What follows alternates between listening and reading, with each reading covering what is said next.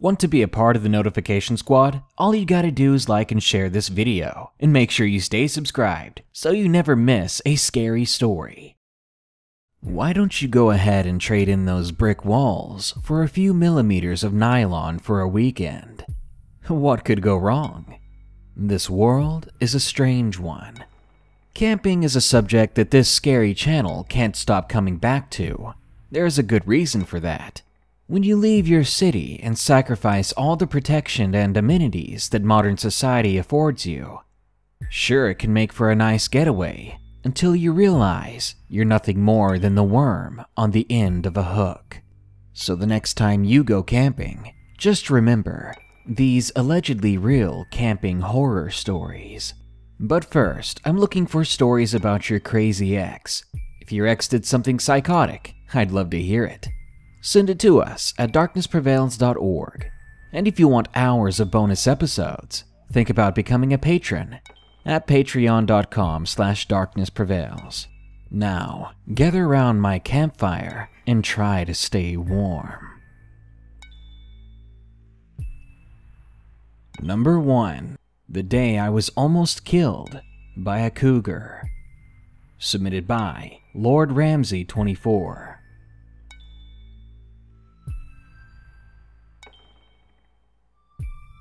This happened about a year ago.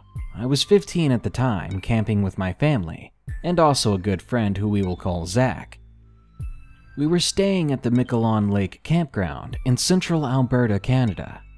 The lake is basically a drying up crap pile now, but the scenery used to be nice, and we know most of the staff at the park. The campground is of a modest size, and is often filled to capacity rather quickly. There are a series of trails over by the park center that takes you through the forest. So one evening during this trip, we decided to walk down one of these trails. After some walking, we found an older trail we had not taken before. It was overgrown, but you could clearly tell it was a pathway, so we took it to see where it would go. After walking for about 20 minutes, we began to hear rustling in the bushes next to us. Zach figured it was a beaver, as they're really common around these parts. But I looked, and to my horror, I saw an intimidating feline face peering at us through the bushes. I could clearly make out its yellowish eyes, but it did not seem like the cougar was moving, and yet we still heard rustling in those bushes. I pointed at the creature, and I told Zach, who was beginning to panic. Cougars usually try to stay away from humans, but in forests like these, they're getting more and more common, so sadly, it's not impossible to stumble upon one. I told Zach that we needed to stay calm, to keep facing the animal, and backpedal away. He listened, and we both backed off together. I could tell he was spooked, but I told him the rustling was probably its young, and that we were probably the intruders. I figured so long as we continued to back away, the cougar would just leave us alone. For quite a while, we backed up down the trail, and when we felt we were safe, we turned our backs to continue walking. We rounded a corner, feeling a bit of relief that we survived that, only to see the cougar standing there on the trail in front of us. It was staring us down, and it seemed like it wanted to attack. I was shocked at how fast and quietly it was able to pass us. At this point, it was very clear that the cougar was toying with us, and that an attack could happen at any moment. I had a K-bar knife with me, just in case of situations like this, situations you honestly never believe you'll get into. So slowly, I pulled out my knife. Truthfully, a knife probably would not save our lives against such an amazing predator, but it was better than nothing, and it's a useful tool, a weapon for hunting or defense, should the time come. I think Zach knew the cougar was probably going to attack too, given my reaction to the situation and the cougar's odd behavior. We were both tall for our age, but Zach was scrawny. I myself was only a bit larger in my build. Even so, if the cougar chose to attack us, we would be in a lot of trouble. I told him again that we needed to continue to stare it down and back away. We needed to stay close to each other. He was scared though. Zach didn't listen, and stupidly, he started running. Before I knew it, The cougar was running towards us, and it was terrifyingly fast. I didn't stand there and choose to fight the thing. It was so quick to close the distance between us that that's all I could do. Maybe it's a good thing, because if I had turned and run too, then that would only make me vulnerable. There was no use outrunning this thing. Besides, deep down, I was hoping Zach would either come back or at least get some help, if I didn't die before then. Before my mind could process what was happening, the big cat was on me. I blindly pushed my knife into it, panicking, not even thinking about where I should aim it. But with a grotesque sensation, I felt the blade puncture flesh. There was a disgusting pop to it, but the cougar did not react. It did growl though, maybe in pain, but maybe just anger.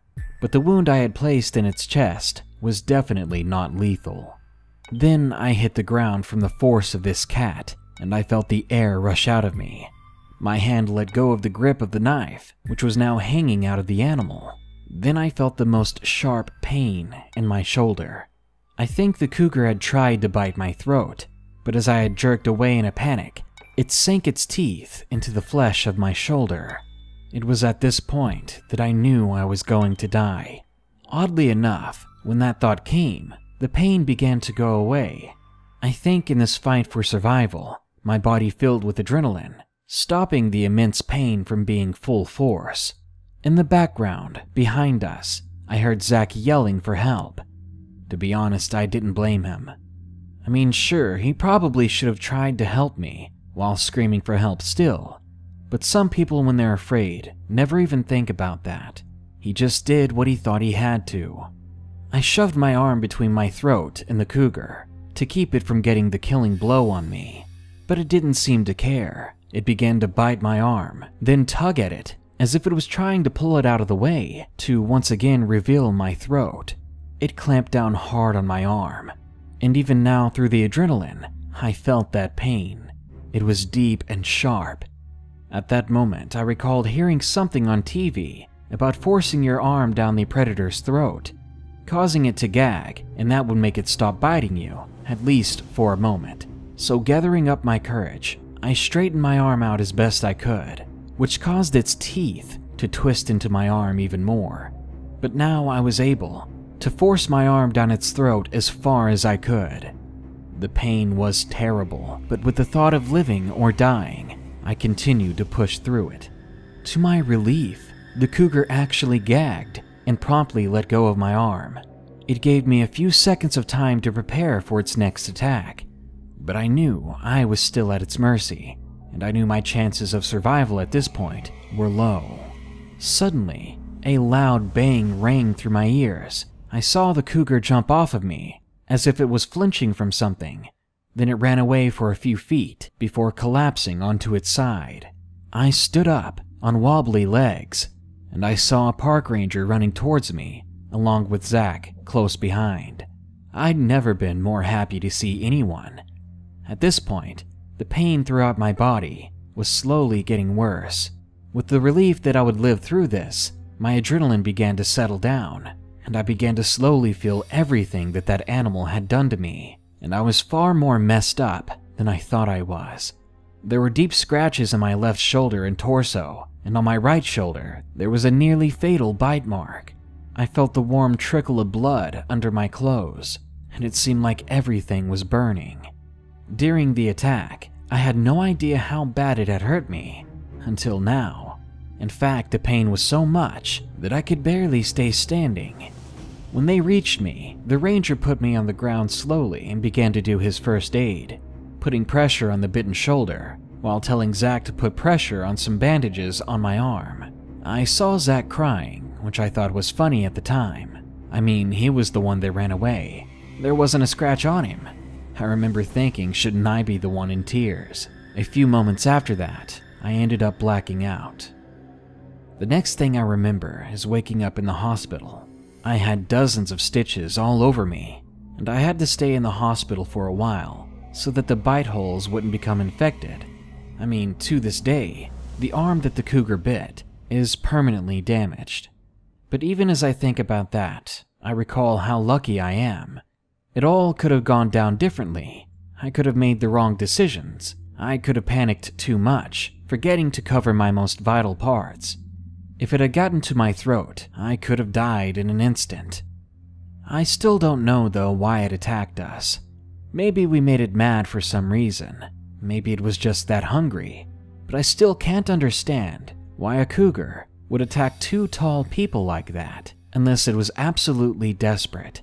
For those that are listening, if I had any words of caution about this story, it would be to stay alert. Before you go camping or hiking, always take a few moments to research some survival tactics, just in case. Because nature really is scary. And just because we're at the top of the food chain, doesn't mean we can't still be a part of it. Number 2. Always clean up your mess. Submitted by Sophie Sugarcane. I'm from Vegas, and my family loves to go on an annual camping trip to Northern California. We go towards the end of April every year, because that's around the time the campground opens. Usually the whole family goes, but because money was tight this year, it was just a few of us. There were only 2 girls going, me included. I even invited a close friend of mine and brought my dog. We stayed a few days with no big events until the last night. The last night my family started a big campfire. We all ate, drank, and had a good time. One thing people do while camping is gather up a lot of trash, which of course we had an abundance of. So we were sure to bring lots of garbage bags to dispose of the trash properly. On previous nights, we made sure our camp was clean before bed, so no animals would come in.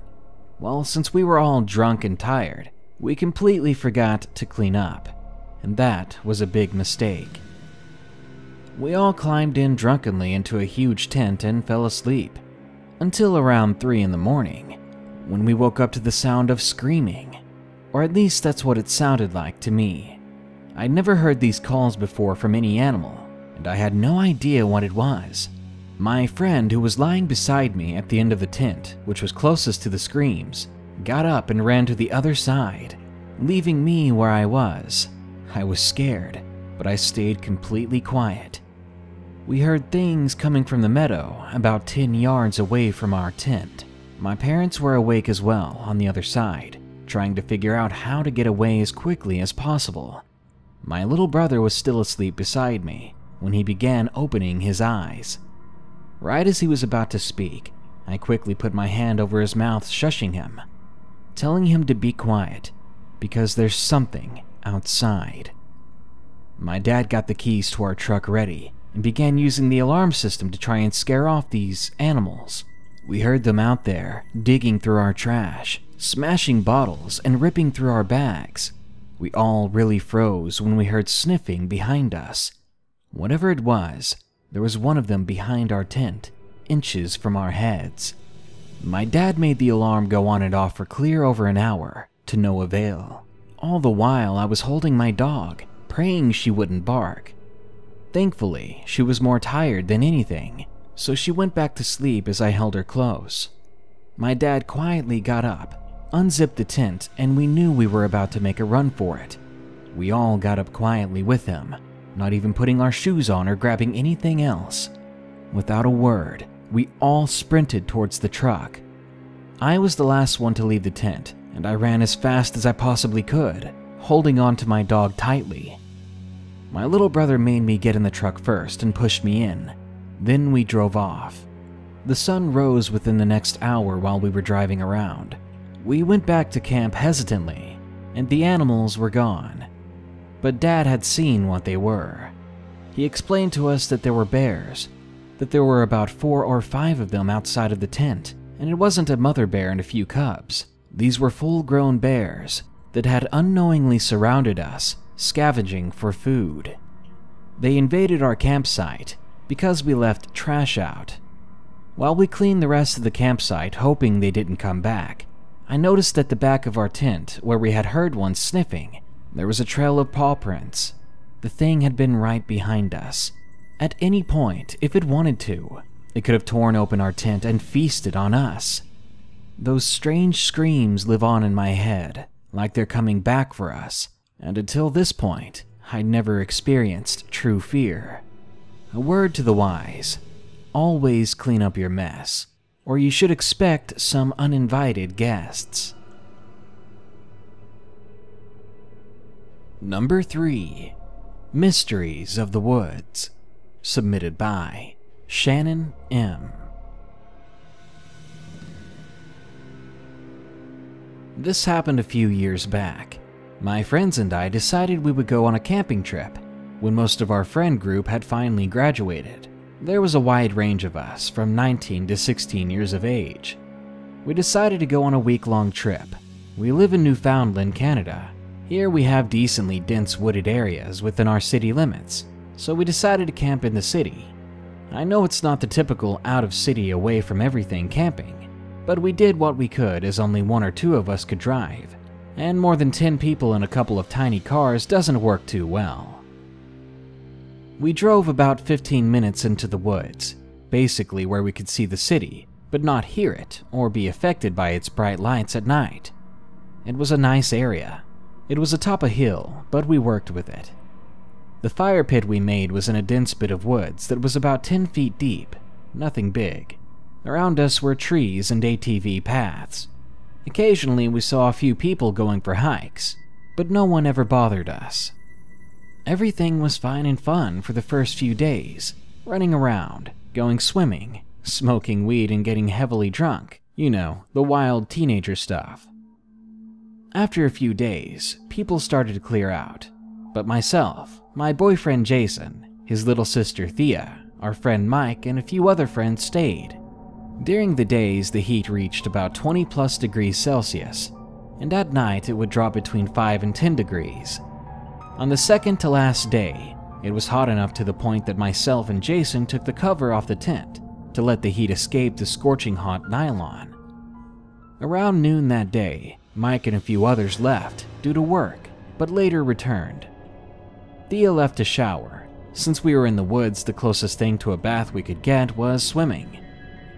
This left just me and Jason, so we decided to play some cards in the tent while we waited for everyone to come back. And that's when we began to hear the rustling of garbage bags. We peered out of our tent and we saw an old man. He looked to be in his 60s. He was carrying a garbage bag and was cleaning up our mess. At one point he turned and saw us, and he just smiled.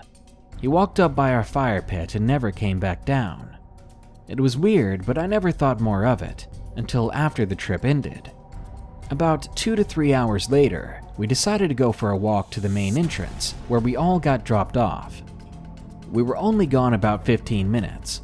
When we returned, it appeared that nothing had been touched, which was a relief, we thought.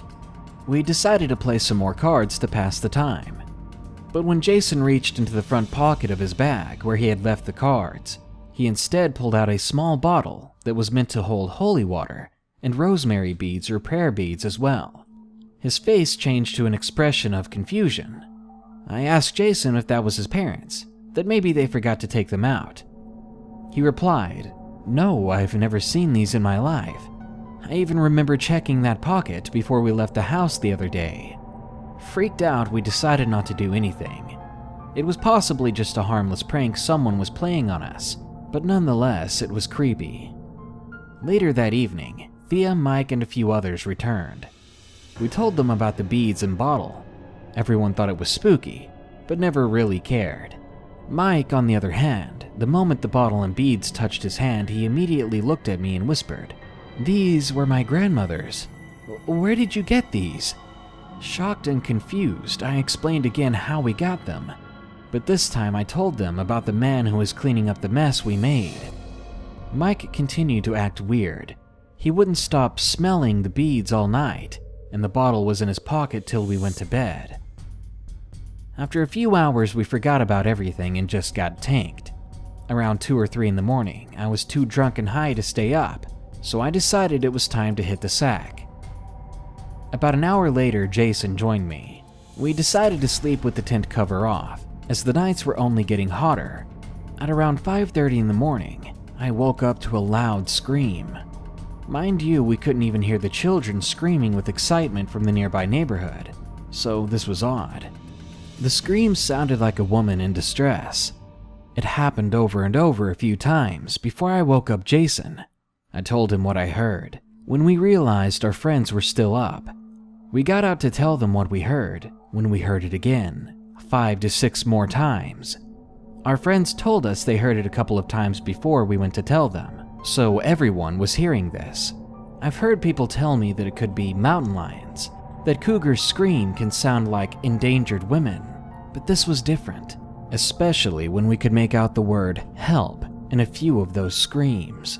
It put chills through all of us, but none of us were brave enough to go discover what the noise really was.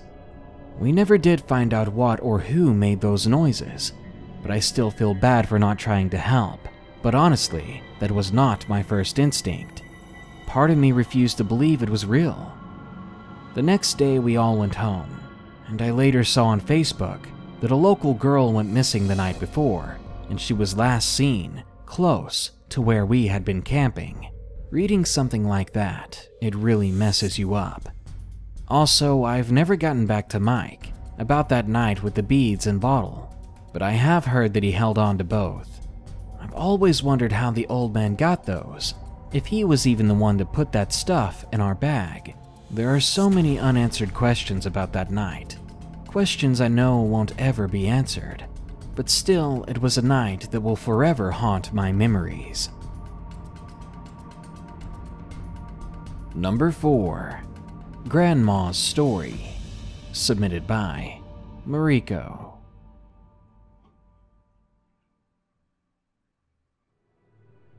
This is a story told to me by my mother and later my grandmother. It's an incident that my grandmother normally refuses to talk about, and my grandfather will flat out ignore any questions we have about it. Back in the 60s, 70s, and 80s, my grandparents were avid travelers. My grandfather worked all the time due to the nature of his job, so when he had even 2 days off, it was used as vacation travel time. It wasn't unusual for them to pack up their kids in a camper and drive out from their home just east of Chicago and all the way out to the Grand Canyon for a couple of days, all without air conditioning too. Driving down south to camp beside lakes or hiking in swamps was nothing unusual for them. And even now I'm always hearing stories of places they just now remembered, places they claimed to have camped in back in the 60s. Socially, they would often have huge parties on the holidays at their house, and it wasn't uncommon for them to take big group trips to go water skiing with just the grown-ups in the summer. It was on a trip with a couple they were friends with that they would experience something very strange, something that still haunts them to this day. While staying at Clifty Falls State Park, they went out walking one evening after dinner with the other couple, enjoying the nighttime air. After walking for a while, they came upon another campsite. What was odd, though, was that even from far away, the people at that campsite seemed extremely tall. Gathered together and standing in a circle, a handful of people stood around a fire. The air there felt weird, but curiosity got the best of them, and they started toward them. As they got closer, they got a better look at how tall these people really were. When they were maybe 20 yards from that campsite, my grandmother estimated that the people there were around 8 feet tall minimum. Luckily, these strange people didn't seem to notice my grandparents and their friends, but the strange situation alone was enough to send them back to their own campsite fast. That night, my grandparents tried to talk to the other couple about what they saw, but their friends were profoundly upset and they were not interested in discussing it further.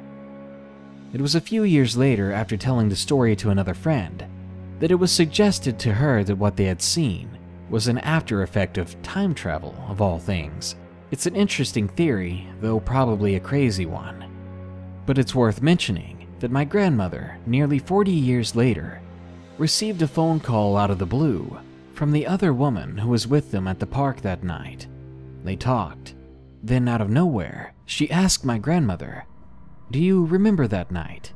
The night at Clifty Falls, I mean." That's the first time she talked to my grandmother about what had happened, but it confirms that they had seen it too.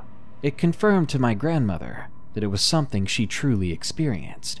I know this was more bizarre than scary, But beyond all else, I want to know what happened back then. I want to figure out what they saw those years ago. And number 5, Camping Terrors, submitted by Squirtgunbotany.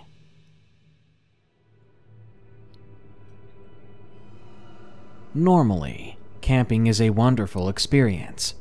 I grew up camping all over the Rocky Mountains, and up until 2 summers ago, I would tell anyone and everyone that my favorite hobby was to drive deep into the mountains far from people and just camp out.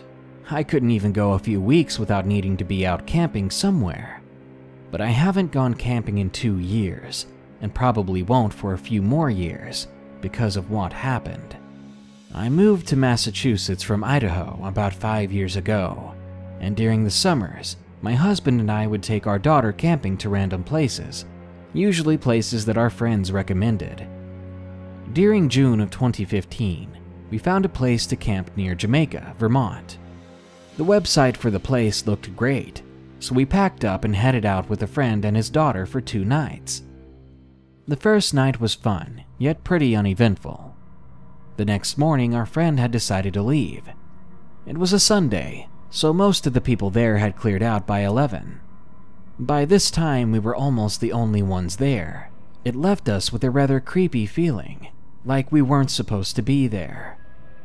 Though usually I'm an intuitive person and trust my gut instinct, I just chalked it up to being alone, that maybe I've heard one too many ghost stories.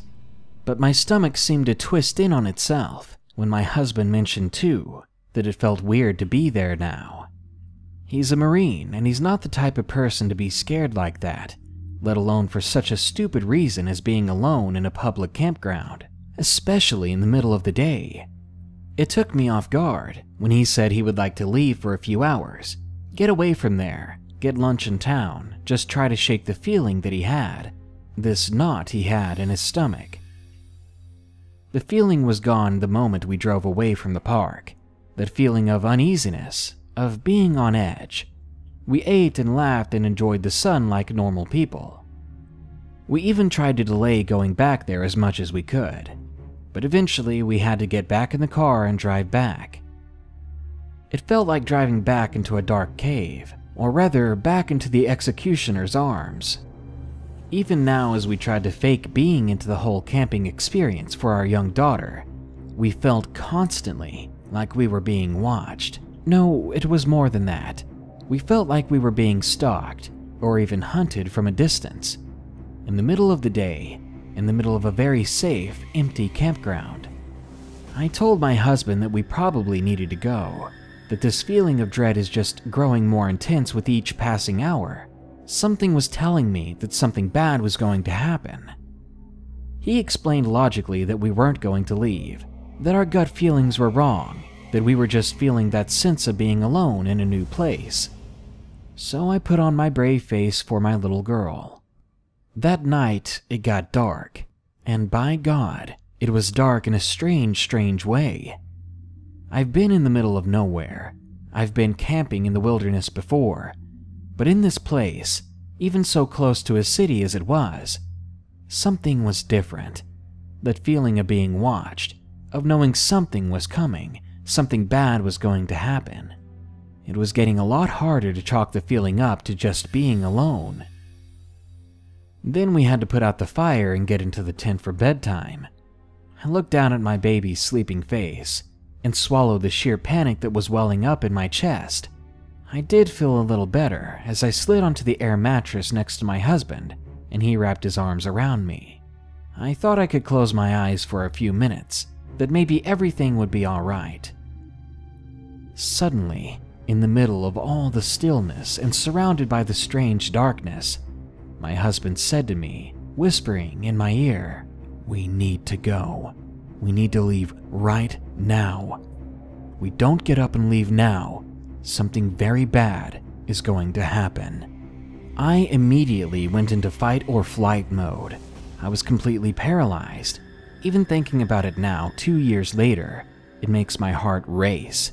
My level-headed, brilliant, objective husband had just told me that we had to leave now, purely from a gut feeling. The moment we raised ourselves up to pack everything away and leave, we heard a loud snap in the distant woods. Not the sound of a twig breaking underfoot, but the sound of large branches being broken. The sounds came again and again, growing closer by the second.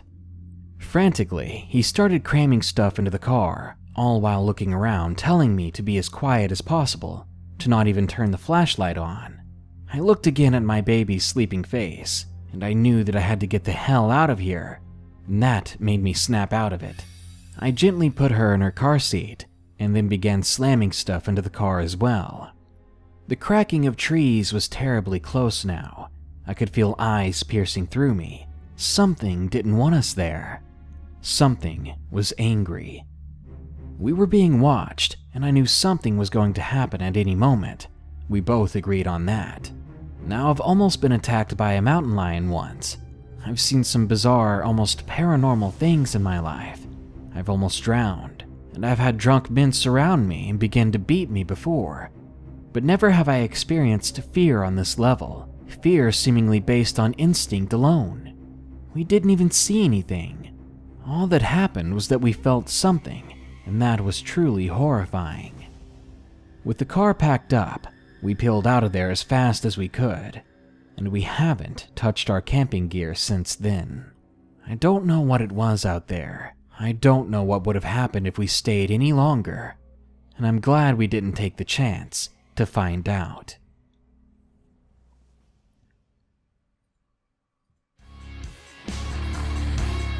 I've gone camping a few times myself. For me, so far, the scariest part has been waking up both cold and sweaty every morning, plus a few uninvited insects trying to be the big spoon during my cuddle sessions. But maybe I'm just lucky, because as you can see from these stories, the worst can happen.